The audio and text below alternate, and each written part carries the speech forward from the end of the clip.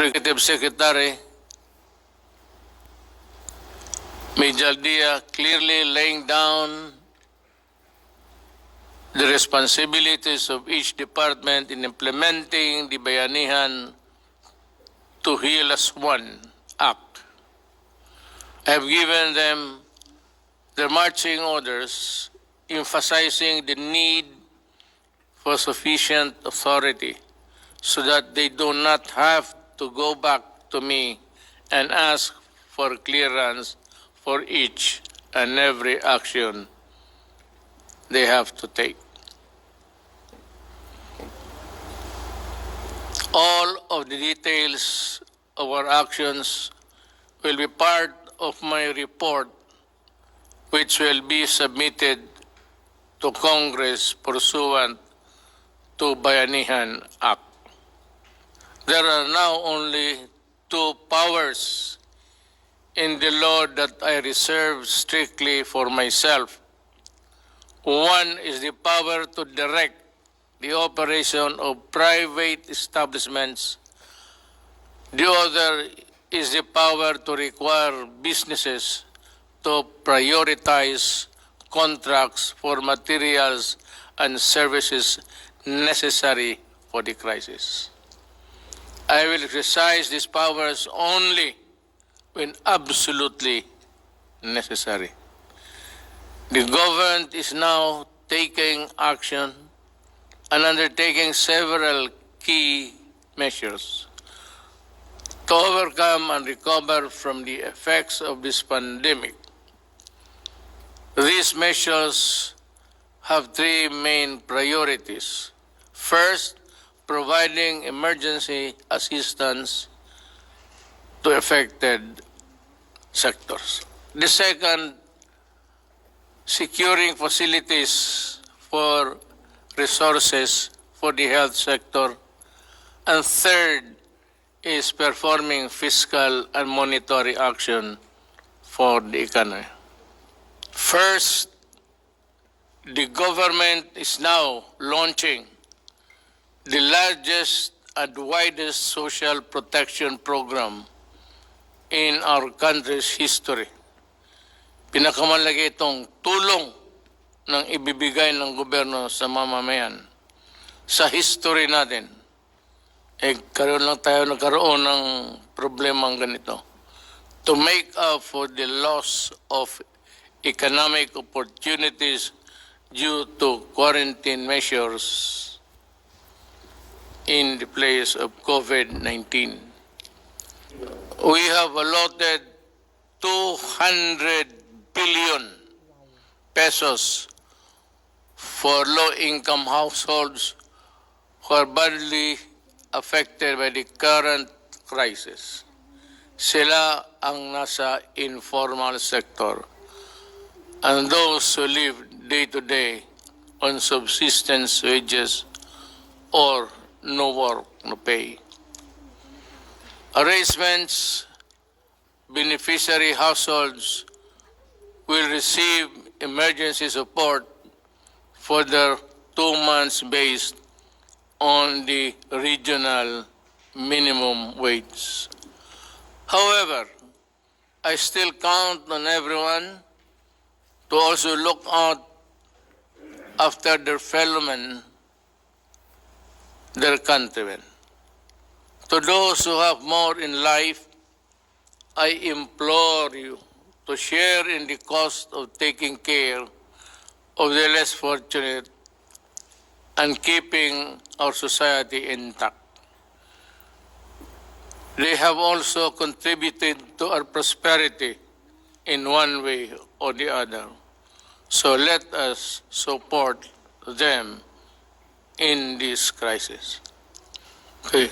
Let it be said that in the hour of our country's greatest need, we all look out for and help each other. Buksan natin ang ating puso sa nangangailangan. I also appeal to the private sector to contribute in any way you can in dealing with this national emergency. We implore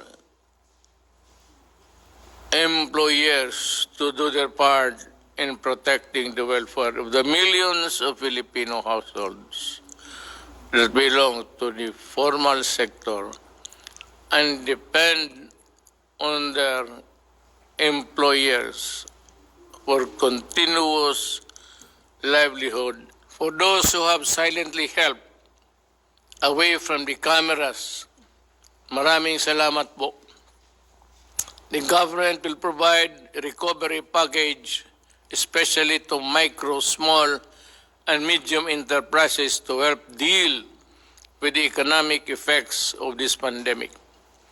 My economic team is already creating the guidelines for this as I speak.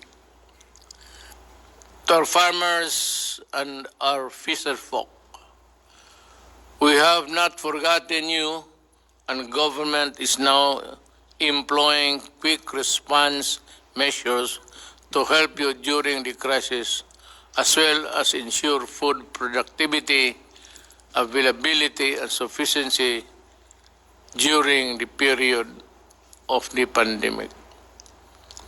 Andito ang gobyerno para sa inyo.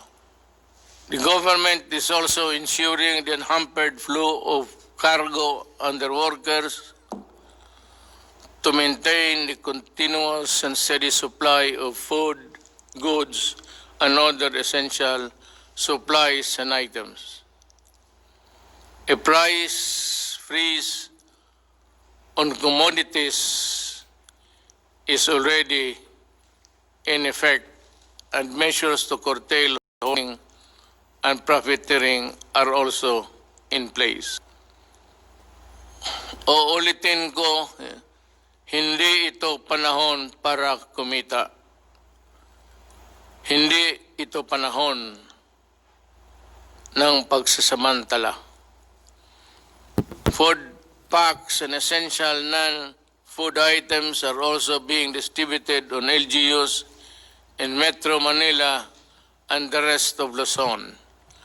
Contaminated areas in the Visayas and Mindanao are receiving similar assistance. More will be given to augment the requirement of LGUs in the coming days as we repackage the items in our stockpiles. Gagawin ko lahat para walang magutom. Second, we are marshalling and deploying the resources of government to provide our frontline health workers with everything they require so they can save as many lives as possible. We are now procuring medical supplies, devices, and personal protective equipments. About 1 million medical protective items are being acquired right now, with the government and the private sector working together to purchase or produce the necessary quantities. We are also ramping up our capacity to test more broadly, to take a fuller and more accurate picture of the spread of COVID-19 in the country. We will also build, operate, and accredit more medical facilities and laboratories in the coming weeks. The outpouring of donations and support from business organizations, foreign governments, and private individuals over the past few weeks have also been overwhelming. I therefore would like to acknowledge the following for their help in this crisis. The government of China, the government of Singapore, the NGCP led by Big Boy C and Robert Cuyeto, Ramon Ang, Enrique Crason, Manny Pangilinan, Lucio Tan and Michael Tan, Simeon Heo of Shop Philippines, Century Peak Corporation, Gutianon Yap, Udema Foundation of Dennis Oy, Orso, Robert Singh, Archie Po, yung who suffered a loss, mga buhay niya, empleyado niya, pati yung aeroplano na crash on a evacuation mission to Japan. My condolences to the families, and I assure you na tutulong kami sa anumang paraan. Do not be discouraged.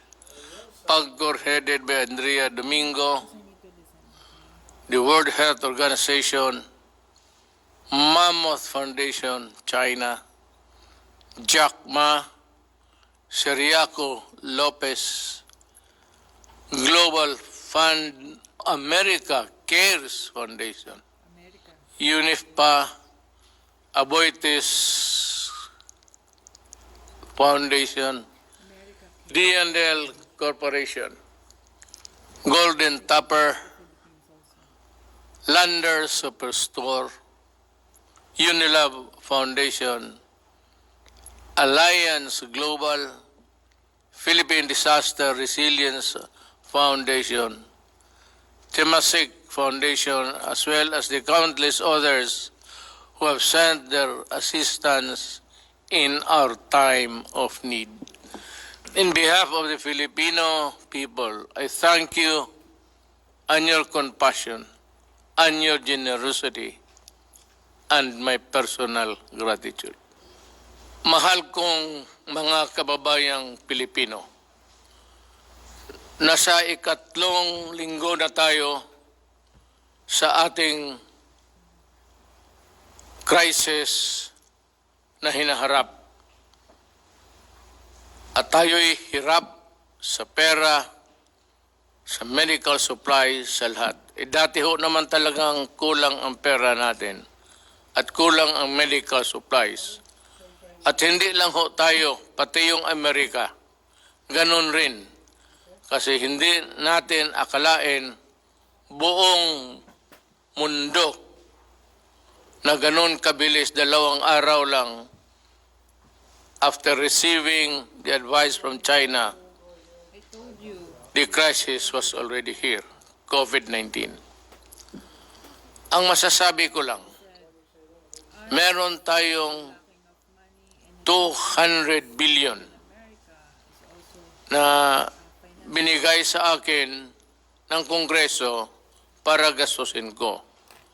Yun naman ho ang ginagamit kong pakalat ngayon ng pera para mabigyan ang lahat. Galing doon sa walang trabaho, may trabaho, kalahating trabaho, ang mga mayaman hindi nakasali. Ako na may umaasa na itong ating mga trabahante na Pilipino ay gawin nila ang lahat para sa pakanan ng ating bayan. At ang kami dito, gawain ko ang buong kaya kong gawin para ho sa inyo. Kaya nga hindi ako nakalabas, ilang araw, 2 araw. Pero usually, in times of crisis, kailangan ang isang trabahante ng gobyerno na binigyan ho ng trabaho para humarap sa inyo, makipag-usap sa inyo. Ito ho ang garantiya ko. Ginagawa namin ang lahat ng makakaya namin. May mga doktor na, mga nurses, attendants na matay. Sila yung nasawi ang buhay para lang makatulong sa kapwa. Napakaswerte nila. namatay sila para sa bayan. Yun ang dapat, ang rason na bakit tayo mamatay. Huwag tayong mamatay sa ibang rason na sagasaan ka lang at wala ka namang ginawa. It would be an honor to die for your country, I assure you. At ako naman ang filosofiya ko ganito. Sa nagtatrabaho, kung protected ka lang, make yourself fully covered, protected, para hindi lang madisgrasya. Pero ang doktrina ko sa buhay, ako, si Rodrigo Duterte kung panahon ko na. Panahon ko na. So, gano'n na lang ang pagtingin ko kasi wala ma rin akong magawa. Pumupunta ako doon sa mga lugar na may gera. Pumupunta ako doon sa may lugar na may pumuputok yung bomba. Pumupunta ako doon sa likod ng mga sundalo at nagrakrakan sila ng... hindi ko masabi kung kailan ako. Kaya sabi ko na lang, Diyos ko, pag panahon ko na, kunin mo na ako. Huwag kang mag-atubili.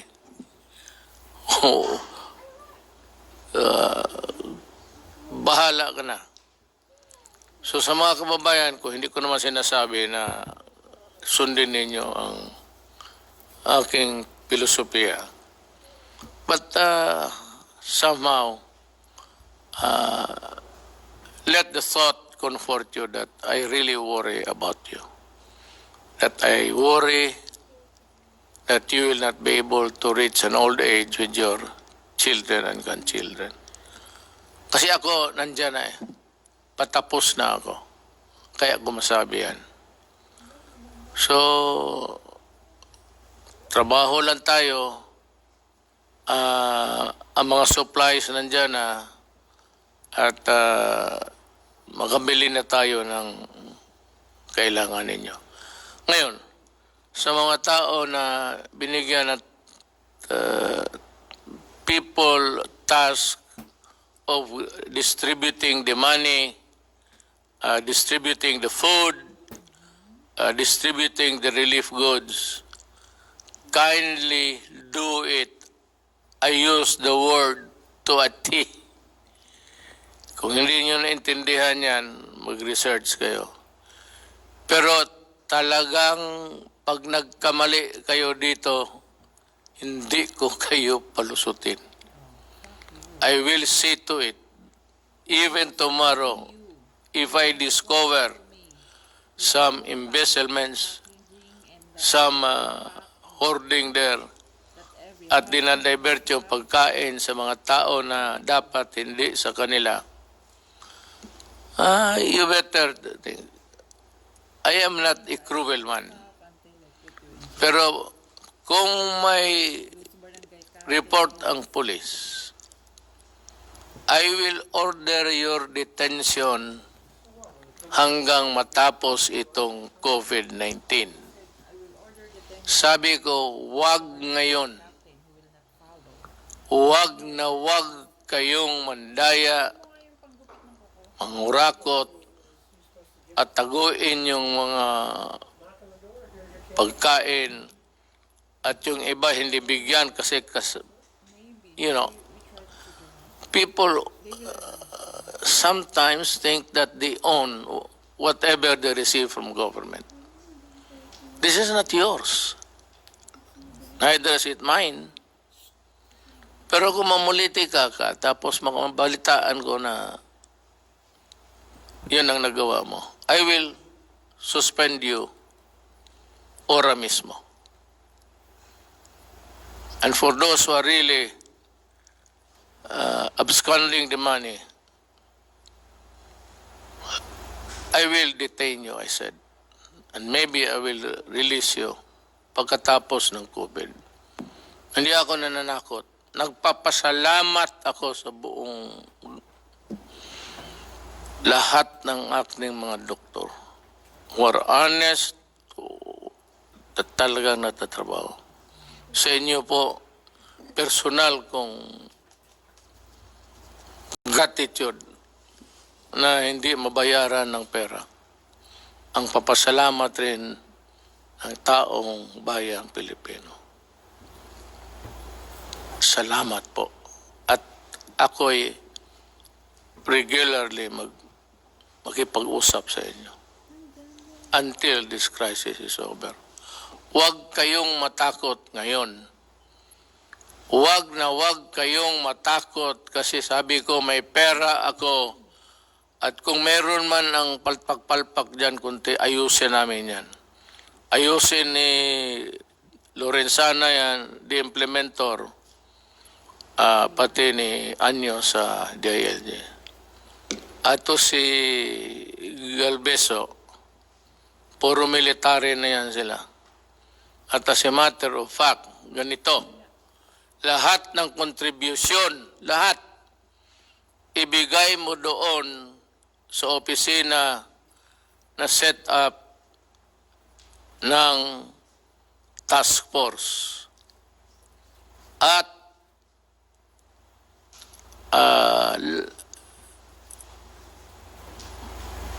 kung may releases man lahat, accounted dyan, tapos then there's another audit in the integrity of the procedure.